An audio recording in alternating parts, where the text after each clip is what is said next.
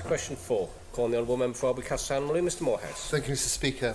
I'd like to ask the Minister for Education, Sport and Culture what recent representations he has made to universities which are refusing to reduce the amount students have to pay for their accommodation. Call the Minister for Education, Sport and Culture to reply. Thank you, Mr Speaker. To date, I've made no formal representations to universities with regard to any reductions in accommodation costs.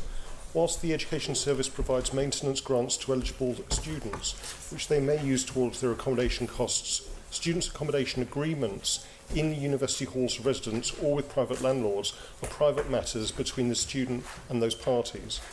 If a student chooses to come back to the island early and with the permission of the university continue this semester's work from here, that's their personal choice, but they will still be obligated to pay for their accommodation under the contract they have entered into with their landlord. Thank you. Supplementary question, Mr Moorhouse. Thank you, Mr Speaker, and thank you, Minister. Has the Department any data to support the claims by some students that they're now dropping out of university so they can get out of rental agreements? Minister to reply. Thank you, Mr Speaker. We have not been approached directly by any students in that particular predicament. I know that obviously the situation in the United Kingdom is quite unstable at the moment and students have been coming home early, but that's mainly been on health grounds and also because a lot of their courses have gone purely online. But certainly if any students are having problems across with their accommodation provider or with their finance, I'd be very happy to talk with them and see if there's anything we can do to try to help the situation. Thank you. Supplementary question, Mr Moorhouse. Thank you, Mr Speaker.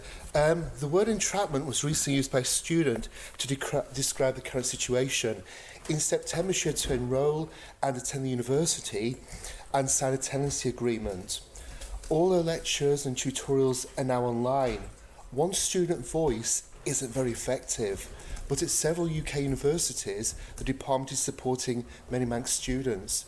Will the department consider this being a leverage and a way in which the department's voice could actually be heard more loudly than one student?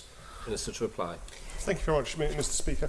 I'd like to thank the Honourable Member for saying, what obviously a constituent had said to him about feeling trapped. I think this is a wider issue in terms of the student experience of going across at the moment and feeling trapped because of the health situation.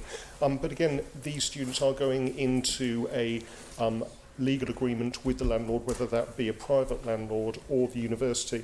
I'm aware that the National Students' Union in the United Kingdom had a student safety net campaign and did a bulk approach to various universities to reduce their fees during the lockdown earlier on in the year. And certainly I'd encourage any students across to contact their student union, or in fact the Manx Student Union, for support with that. The department supports students at 75 different universities, and so it's very difficult to have a concerted effort with all those providers. But if students are having problems with their accommodation provider, I'd ask them to get in contact with the department so that we could help if we can. Certainly earlier on this year, when people were having issues getting their possessions back from universities, we did make representations to all those universities pointing out the situation that Manx students were in, and many of them gave special dispensation. Please like and subscribe to the Isle of Man TV channel.